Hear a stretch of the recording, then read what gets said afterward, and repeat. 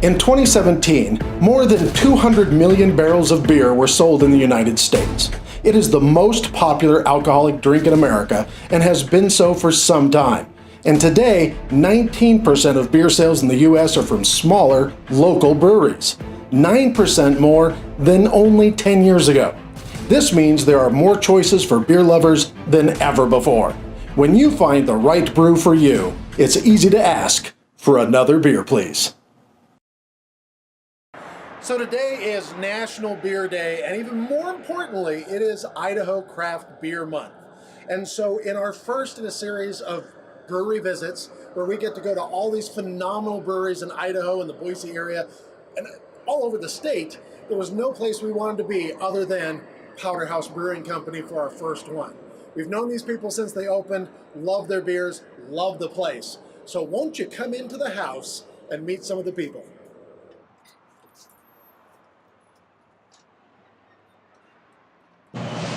Okay, we're now in the Powerhouse Tap House, and I'm here with owner, operator, founder, starter, brewer, skiing enthusiast, all-around great guy, Tyler Schmidt.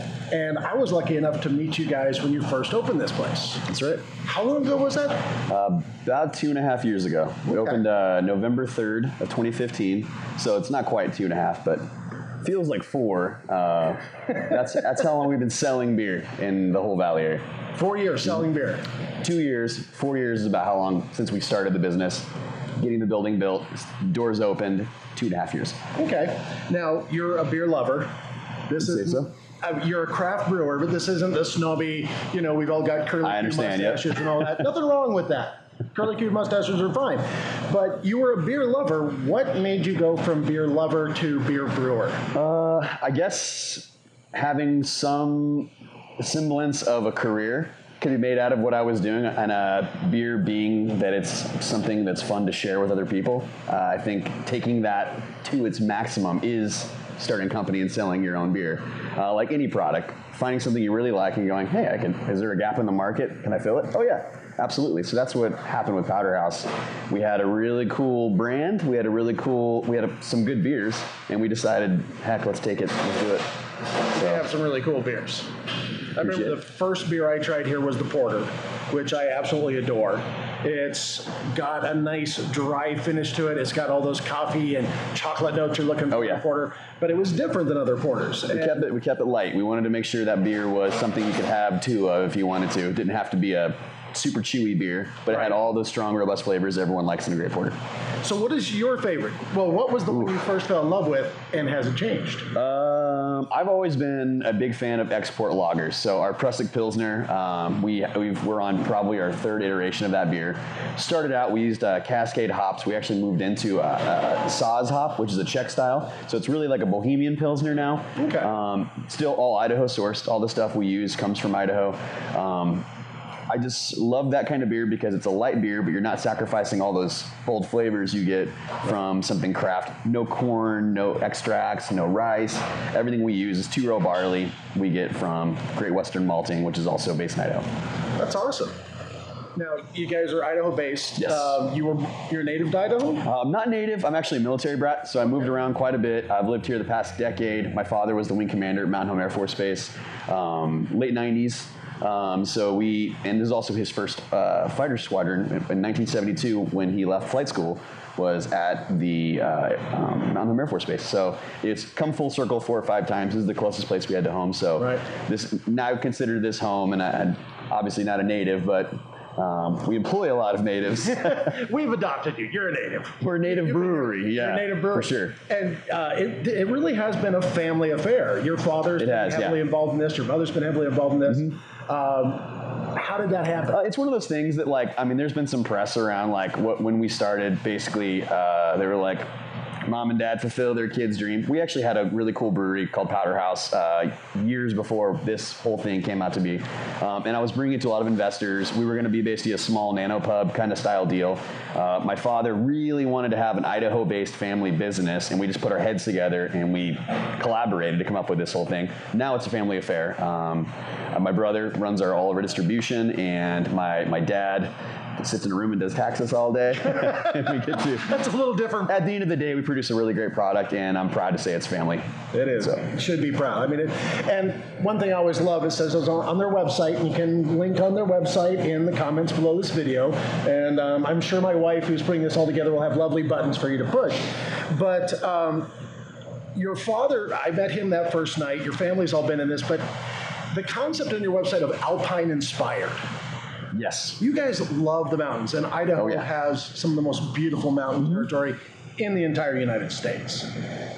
Why that into the brew? Why? What? Well, I mentioned I like export lagers. I really like that high alpine kind of spirit, that like Alpengeist, if you would call it. And I was living over in Europe for a while. I mean, you see a lot of that kind of. You walk into these breweries, these halls that are really tall. They have a lot of mounts and heads and animals and stuff like that. It's really almost like mountain royalty. And then with Idaho involved, we don't have the tallest peaks in Idaho, but we have more over 10,000 foot peaks than any other state in the entire country, which is super awesome. Ever been to the Sawtooths, the White Clouds, Seven Devils, any of that stuff. It's gorgeous, and it's invoking that into our brand and our products is a huge part of it. So it is a little bit of a Frankenstein into what we call it. I mean, that's not a German word. It's not an English word. It's a Germanglish. And we did it because we didn't want to try. We weren't trying to be like a straight Bavarian style brewery, right. But we wanted to mix a little of that alpine feel with what we have as far as our ski culture and that kind of thing. The buddies that I started with, was Tyson Carden, Adam Zabrowski, both of which are in their own doing their own things right now, and they're killing it. I'm very proud of both of them. We were ski buddies, and we also homebrewed. And what we do is we bring up our kegs, we plop them in the snow, and people would ski by, and we'd fill them up, and they'd ask them, "What is this?" We go, "Oh, we're the Powderhouse guys." We'd make ski videos. We had our own stuff on the side, and we decided, heck, that's a kind of a cool brand name, Powderhouse. That's sweet. And Powderhouse basically means the house you go to after you're done with a day of shredding, and you sit with your buddies, and you guys pull back a few beers. And so that's where Powderhouse came from. It's kind of a long story to get to that in the very end, but I mean, for me, mountain skiing, paddling, right. Hiking, all that kind of stuff. We're trying to be that person's beer. So, and I hope we do it. I'm hoping our brand comes across that way. I remember the first time I tried your Deadfall. Wonderful ale, and instantly made me think of camping and being out. Cool. That's the idea. It was that kind of a flavor, which blew me away because it was like nothing else I'd ever tasted. So the beers definitely capture that. The tap house definitely captures that. All the wood, all the space, and then you've still got the vats back there where you can see the brewing going on. If you're lucky enough to be here on a brew day, you get to see people doing the work. Oh yeah, we didn't want to wall off our brewery. We wanted to keep it really open. We all take pride in how clean our facility is, and if you have a facility that's always customer facing, it's always going to be clean. You're always going to have a girl over. You got to keep your room clean. You know what I mean? So I mean that's kind of the way I look at it. See, good advice. So I don't know. That's kind of what I always go for. Tap House was we built this structure as a big metal skeleton. Basically, we built from the ground up. In fact, we are one of 2 breweries I think in the valley that built from the ground up ourselves in Sockeye. Right. So it's cool. You get to design how you want to. You don't have to cut in drains. We got to build the drains in. We got to do everything we really wanted to do, and then to make it not feel like it's a big hollow structure, we just wood paneled the whole thing, threw some taxidermy on the walls, and it's home. It is. It's been home to me for quite some while. My wife and I actually lived across the street, and we watched I remember that. break ground, and we were over here going, "What are you open? I remember that. One of the best things about this place is it's casual, it's friendly. People, your family is incredibly warm and welcoming. Thank you. Meeting your dad the first time, you're meeting a fighter pilot who's a wing commander. You're thinking, and he's the nicest guy in the world. We do a lot of stuff with different military outfits, ASOS and Gowan Air Force Base, Mountain Home Air Force Base. We do events with them all the time, as well as Mission 43. Different foundations, Tech P Foundation, that are there to support veterans and their families and stuff. We try to keep that bond alive. because it's pretty important to us, and I also think it's just a nice thing to do. I think so too. So people who serve us, we should serve them once in a while. And should serve them a good beer. I would definitely agree. Now, not just this beautiful indoors, you guys got a great outdoor venue, and of course we'll show you pictures of that. You do live music, especially during the summer months. Got great concert bands going on out there. You've got a fire pit. You're bringing back the Monday night jam sessions around the fire pit. We're getting there, yeah. Once the weather improves. And music is a big part of your life too, because you're not just a brewer, operator, owner. You got a band. Music's for me music's pretty, and not to have any shameless plugs here or anything, but shameless plug. Music's cathartic for me. For some people in my band, it's like it's their job. For me, it's what I get to do when I'm not doing this. Right. The cool thing is I mean, with all these bars and breweries and things like that, we all have live music all the time. Oh yeah. So I mean, I book at least one day a week. We'll have a local musician come out and play, if not some kind of traveling musician, to get some kind of live music in here. I think it's important. I think good craft beer and good music just goes together. And those Monday night jams, they're cool. They're a little chaotic right now because there are no rules. It's not a bluegrass jam. It's not you got like old hippies. You got flamenco guitar players. You got guys that are asking what key and time it is and everything. That banjo. would be me. Actually, I'm just asking what chord can I play over and over again to keep up with them. Great. Whatever. So much fun. I mean, this place is fun. And the outdoor venue is great. You guys got cornhole games. You can play that. But indoors, it's so open and inviting. You guys are dog friendly. People can bring their dogs. We are dog friendly. We have, and I'll even say something about that because we had to change our rule. Not would change our rules. We had to get a little more strict recently. Sure. I mean, we love dogs, and depending on what dog owner, they're a brand new dog owner, if they're owning a rescue dog, if they have a service dog. So we had to increase our leash policy a little bit. We don't want to lose the dogs here though at all. So we're very open about being a dog friendly location. Just keep them on a leash, Keep them under control. And the rule's the same with the children. Keep them on a leash and under control. You're okay. I like clean up after them. Right. Which is actually, that's something I'd also want to say. Legislation changed not more than a year ago that allowed breweries to allow under 21 patrons. And the reason that is, and a lot of people are confused, they're like, why would you want that? A couple of reasons for me that I like is that we're not a bar. We're very light, airy. We do a lot of food trucks. We do live music. We do events, wedding receptions, things like that. So it's important that we have the ability to do that. It also takes a lot of liability off the bartender. And obviously, we have a bar rule, 21 and over, but we like it. Other bars, and it's totally up to the business whether they want to do that or not. But it's pretty nice to have the same rule that wineries get to enjoy. And that's how we got it done, basically. Right. Wineries could do events and weddings and things like that. And we were like, hey, we're not that different from wineries. You're paying $4 or $5 for a glass. You're enjoying it for the drink. It's not, total madhouse here. Everyone's drunk and going crazy. Fifth and Main can it happen? Do we have events where that does happen? Yes, they're 21 and over events though. Right. So we can sift those out.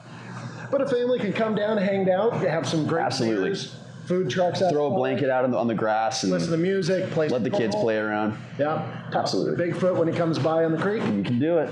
Good work. Catch him. All right, now I'm going to bring us back to beers for a second. Yes. So what was the first beer you ever brewed? First beer that I ever brewed? You personally. Was, okay, so I made a 10-gallon batch it was a 5-gallon batch, extract, and it was a stout, and it came out awful. Oh. Man, it was bad. It was really bad because what I know now is it was super under attenuated. It wasn't fermented out. Right. So we were drinking it going, this tastes like crap because we were just drinking pure wort mixed with a little bit of alcohol. Well, they sat in the bottles for a while, fermented out, and later on we tried one. One of us we were out of beer and we were desperate. So we drank it. We're like, oh, this actually came out okay. And then it was worth actually looking into a little bit. I did my second batch with a couple buddies. We did an espresso porter, and it came out really good. And by the way, all this, whether it was good or bad, luck at this point. There was no the education was what we quickly were able to look up on Google. as we were going, we didn't do a lot of studying into it. And then I got some books and I started reading, and I upgraded my system and I started doing it at home more and more. And I started doing things where instead of using extract, I started using all grain because it was much more of a human process then. You're not relying on someone's extract, you're relying on how well you're able to convert that starch into sugar. So you were taking more control of the whole it was more of a, instead of buying, the pre-frozen veggies, I was chopping my own veggies. You know what I mean? Like that kind of thing. Did that more and more. Got some buddies involved, and we would do these big brew days. The system got bigger and bigger and bigger, and we were making more and more and more. We started kegging, and it got to the point where we were doing like 2 batches. We were doing different temperature control. We were doing different yeast strains on the same batch to see what kind of differences, what kind of esters they produce and stuff like that, to where we finally got into, like, at the very peak of our home brewing. We were brewing on a 1-barrel legged vessel, everything, and it was we were trying to get our beer as much not like it was homebrew. That's the ultimate goal of a home brewer, is to make your beer taste like it could be commercially bought. Right. Like I don't, and when people say there's a homebrew flavor, what they're really referring to is some of the things that are hard to control as a home brewer, like temperature, your DMS, the stuff that runs off your beer when you're boiling. Because you don't have the equipment or the science know-how when you're... Exactly. In your conversion, and I will hold this truth that home brewers will make better beer than any big brewery can make, for the reason that, and I'm really good home brewers. So a home brewer can also make an awful beer. Right. But like a really good home brewer that has invested a lot of time into the QC, the control of their temps, their yeast, their cleanliness, their oxygen mitigation, all that kind of stuff, those are the best beers you'll ever have.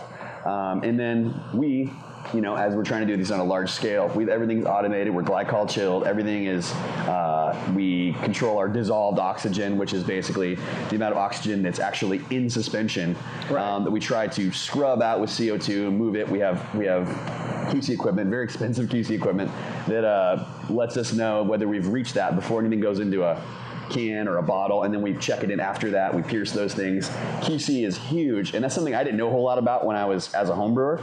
But starting with that one really crappy stout, that I mean, here's the thing. It's hard to make you sick. Like making beer, like you'll make a lot of bad stuff, and it's tough to like hurt yourself doing it. So it's a lot of fun. It's a good hobby. I can't remember who said it, and I'll get some scrutiny for it. There's a quote that says, "Buy a man a beer, waste an hour. Teach a man to brew, waste a lifetime." So, and I feel like that's what's happening with me. So, yeah, you're kind of engaged. I'm in it. I love it. It's if anyone out there who wants to start a brewery or is looking at this as a business venture, if you want to make money, it's not something you want to do. You better really like it. It's very big. It's very grand. You can do a lot of business with this, but it takes a while to start turning that into profit to make some money. And it's also like, and this is a good thing for customers, is that there's a lot of competition, which makes everyone have to get their quality up and their prices down. So, and I mean, if you're in Boise now, Boise 6 years ago, didn't look anything like this. I mean, there's nothing here. It was a couple small brew pubs, which are great, and I love them.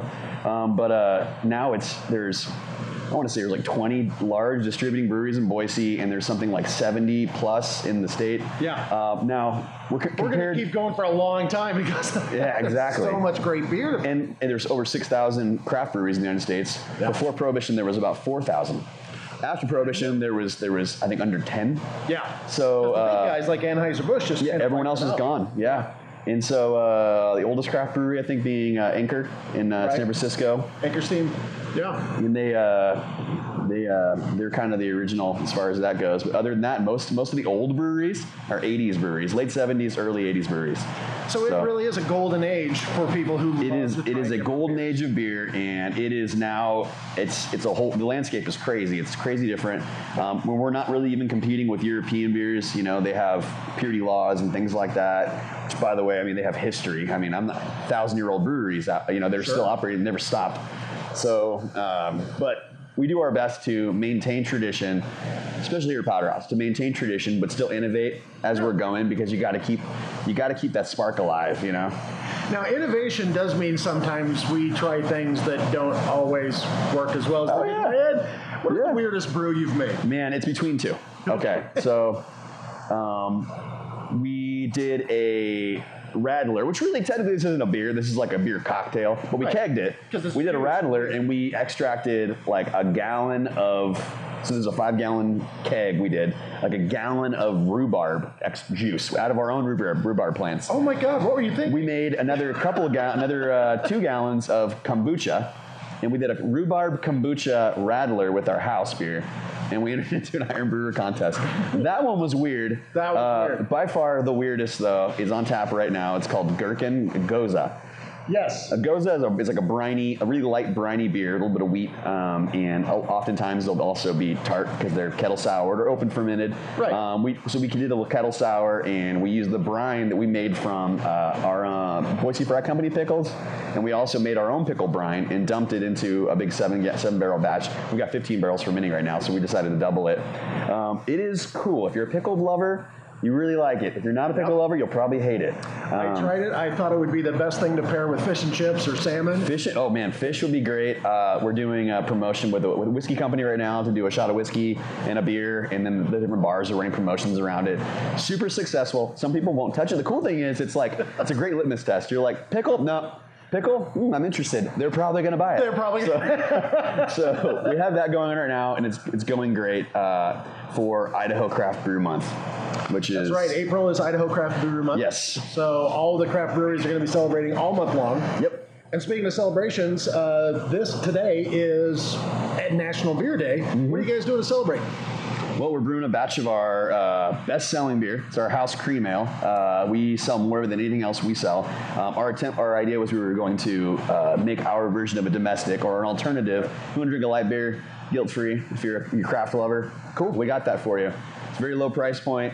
It's one of 2 beers we can, and it's a real crowd pleaser.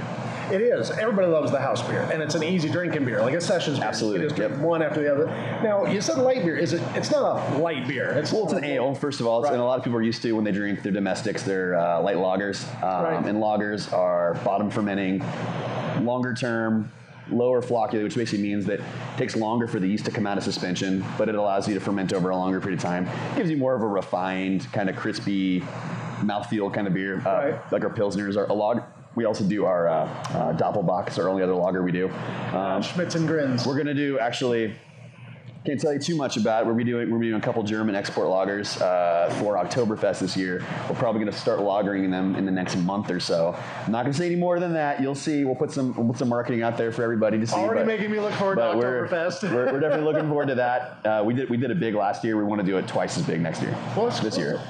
I mean, you guys are just very growth oriented, and that's got to be making. We try to be, yeah. Yeah, I mean, everything to be excited about with Powderhaus Brew. Okay, I had this question. I was going through your website. What is boof? Okay, so back to the whole idea that we're connected to, like the skiing, kayakers. Sure. We have a Prusik Pils, which is named after a climbing knot. We're trying to connect to those people that would be like, I know what that is, kind of a thing, and these lifestyle groups. You don't see a whole lot of unhealthy people in a craft beer bar. Like usually it's like that. The same people that are out running with their dogs, cycling, doing that kind of stuff. Skiing, winter sports, kayaking. So kayaking, there's something called a boof, which is where you move your boat horizontally over something. So a lot of people think it's too, when you do like a dive and you seal out of the water like that. Boof is where like you come up to a little lip or a waterfall and you're able to kind of shove your body off of something or over a hole or over an obstacle like that. That's called a boof. So that's totally wrong. So it's a verb. Oh, it's a verb. So to boof. Yeah. If one were to boof, yeah. So. Well, that explains to me. I thought it was like, I think boof, like you boofed it when you're skiing or something. I'm not a skier. I'm a lodger. This is the place I would hang out. We're not called Powder Ski. We're called Powderhouse. Powderhouse, exactly. So I hang out in the house. Everybody else goes out and get cold and wet. There you go. And I stay warm and dry and flirt with people while drinking great beer. Teach their own. And then when my wife gets off the slope, she hits me with her snowboard, and we go home happy. So you guys, we talked about innovation, and you guys are always trying new things. How long does it take to go from concept to tap? So concept to tap, what we do is we'll sit down and we'll go, well, we want to do this kind of beer. So like the Pickle Beer, for example. start out. We never made a Goza, so we went and bought a couple Gozas. We went and got some pickle juice and started just experimenting with ratios and stuff to see like how much you need. Now that being said, that doesn't mean you're going to add it to a finished product. It gives you an idea of like what's too strong, what's not strong enough, that kind of thing. Then once we do that, we figure out our base recipe. So what kind of beer is going to be whatever we're doing. So in the Goza, we have to figure out what kind of malts we want to use. So we'll do a little bit of comparison between what we like to use versus what is traditionally used. So we'll take some of we'll go, hey, what's a great Goza? What are the best doing already? And we basically use, like any tradition, you try to find what people are doing and you try to improve upon it or make it your own kind of thing. So we do a little bit of that, and we make a test batch. So in this case, we went ahead and just did a 7-barrel batch of it because we were pretty confident. We've done a couple of kettle sours. We know what goes into a Goza. We know where we have to break from tradition because we're putting so much brine in it. We weren't going to brine the beer the way it goes normally brine because we're going to add so much anyway in the fermenter, which we basically dumped a bunch of pickles in it. So, but basically we try to have some kind of a method when we do that. So I'd say you're probably looking at about a month. If unless there's something that you have to wait to get done before you can start that, from day one on a month, by the end of the month you're making ale, you can usually have that, you're tasting it off the bright tank, off the Zwick.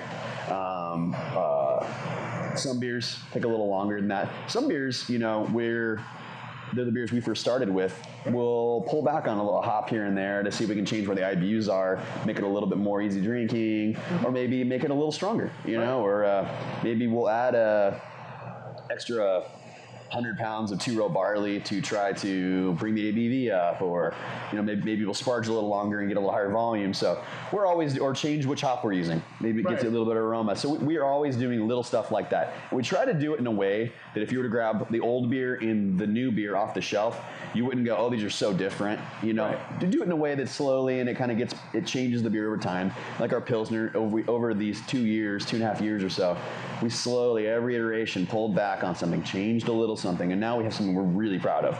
Well, you're refining. Doing our best to do that. That's the idea. Yeah.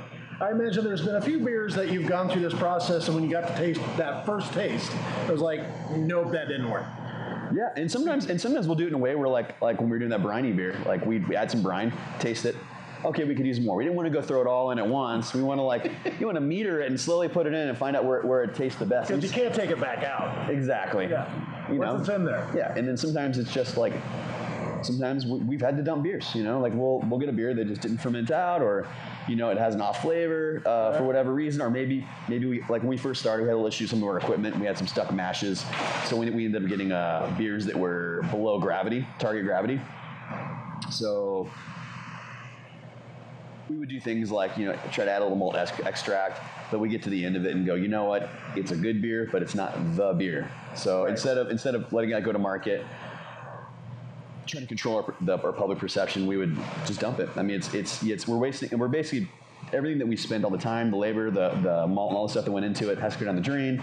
But then we were able to keep our public image, clean, and that we'd prefer to do that if we can. Yeah, keep the quality. Yeah, keep absolutely. The quality. I totally get that. Let's see. I just had one more question. And I got two more questions. Okay. One's goofy, and every interviewer asks it, and it's like, hey, all right, yeah. What kind of tree are you? No, we're not going to do that. But is there any beer, which beer, because you have phenomenal ones. Like I said, we talked about the Deadfall, and then when you came out with the double Deadfall, and I was like, oh, I like high alcohol beers. The Evans Gate, when you came out with the Scotch Ale, the Scout's Honor, Stout's Honor. So many great beers. Was there any beer where when you tasted it, what was the challenge of getting it from what you had in your mind to what you had coming out of the tap? Which beer was your greatest challenge? Pilsner for sure. Yeah. Yeah, it was because it was something I liked so much that when it wasn't it, and it wasn't it, and then we had conversations about, everyone's used to it, and you don't want to change it, and then to go, but it's not the export lager flavor. I'm looking for that. If you ever had a chance to crack like a trying to think of a beer, Adelskronen or just a real nice German lager, a Bitburger Pils. Let's call that. And you get that little bit of that sulfuric kind of like smell from that unique yeast strain, and you have the carbonation's perfect, and the flavors are super recognizably European. Right. I think that's what I was looking for with our Pilsner, and over our entire span of that Pilsner, the lifespan of how long we've had that, we didn't hit that until way later. What we did was we started out trying to be very, very unique and try to make it our own, to where we actually had to come back home a little bit with it and bring it back to the Pilsen malt, the traditional stuff. Use the Carapils in the amount that you'd use make a traditional style lager, and we just got some Czech sauce. And it's a classic spicy noble hop that just that's what makes that flavor and that smell and all that stuff that takes you back there. So that one was the biggest struggle to me. The Evans Gate Scotch Ale was all Tyler Evans. He's our head brewer. And Tyler's very creative guy. He does, yeah. Tyler's opened 3 breweries if you count ours. Right. He did Kilted Dragon, helped them open up, and then which I love their knuckle dragger. I was really sad when they weren't able to keep it open. And they're followed by the tradition county lines now in their space, and they also have a lot of slanted rock. So they've been able to work with a lot of breweries that are moving on to do some cool stuff. But then he also opened Edge with Kerry Caldwell, Marcus Mazzulli, who's the owner of Homebrew Stuff, which is also it's one of the best bottle shops in town, and they also have all the homebrew supplies as well. Did that. Good friend of mine. I've been homebrewing with him for a while, so when we finally got to the scale, and we were going, oh, okay, this is real. We should probably get someone that knows what they're doing. Let's get a pro in here. So we got Tyler over here. He helped design our glycol system. He knew a lot of things that we should and shouldn't do. And his baby is Evans Gate Scotch Ale. It's right now it's our 3rd best-selling beer. Only for the fact that it's a dark beer makes it so it's going to have some fluctuation. Right. IPAs are sight unseen. Our house beer is our bestseller. Our First Turns IPA does great. Evans Gate is creeping up. It's the only beer we do in 2 different kinds of packaging. That's right. Yeah, you've got the house beer in the cans and the bottles. You've got 22-ounce bottles of Evans Gate. We do. But you can also get a 6-pack Evans Gate. 6-pack. It's our 2nd can we've decided to do. We use a third-party canning company that's great work for us. And so we have the Evans Gate Scotch Ale and we have the house beer. So pretty much dead opposites you can get in a can. And we're talking about releasing some other stuff in the summer. Stay tuned for that. Oh, yeah. Can't wait. I can't wait. I definitely got to go give Tyler a hug just for that Scottish Ale. Oh, man, I'm a huge Scottish Ale. It's a great beer. It's dangerous, though. It is. It creeps up on you. It's dangerous, yeah. I still remember we brought over our favorite drinking game called Drunk Quest over here one time. Fun game. And everybody else was drinking the house beer and the Pilsner, and I'm drinking Scottish Ale, and the Evans Gate has a little bit of a kick to it that's really lovely and tastes phenomenal, but after about 7 of them, I was like, somebody else is driving me home. Oh yeah, so we made a joke about that too. It's called Evans Gate because we're kind of mocking the Heaven's Gate cult. And the reason, and we did that, we're looking for punny sounding stuff, there's a lot of beers kind of work with it, and we did Schmitz and Grins for myself. Tyson Carden, one of our founders, who's on with Sockeye as our marketing director, he had Carden, my French Saison, and Tyler got Evans Gate. We were going to do Evans to Betsy and do a milk stout, but we decided, no, we're going to do Scotch Ale. Scotch Ales we went with the cult theme because there's a cult following for Scotch Ales in Montana. And it turns out Idahoans love it too. So it's not super traditional. Your Scotch Ale you'd get from the old country is going to be a little bit more peaty, a little bit more smoky, a little lighter too, and you might get I've had people say that the alcohol range is this or that. It's pretty wide. It's kind of like Bock in Germany. You get Bock, Doppelbocks. A Scotch Ale can vary pretty well. A wee heavy, you might hear them called as well.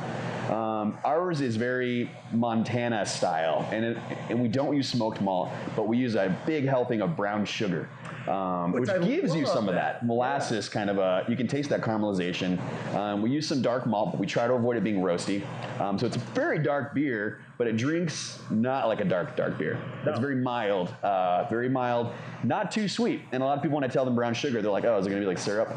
Actually, you throw in those adjunct sugars and the yeast takes off and actually gives you a nice, clean, dry beer. That's why it's so dangerous, because it's kind of easy to drink. Yes. So it's pretty easy to drink. It's very popular. We're all very proud of that beer since day one. It's one of the only beers we've never touched. We haven't changed it. It's been great from day one. Yes, it has. Very happy with it.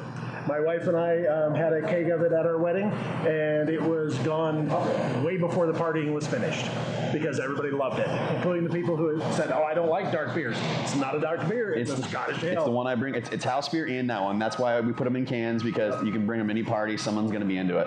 And you will see my review of Evans Gate Scottish and our regular beer review, because I just couldn't relaunch another beer please without Evans Gate. It's just too bloody good. Glad to hear that. Last question, dorky question. What inspires you? What keeps you going? Because this is a hard job. This is... You're right. It's one of those things. It looks really cool. It's very glamorous. A lot of people get into this thinking it's kind of like, I'm going to do something fun all the time. It's a lot of work. It's a production facility. So we're a manufacturer. We also are a bar, so we're in the service industry as well. There's a lot of aspects to our business that you have to kind of consider. It's also expensive. It's very highly taxed. It's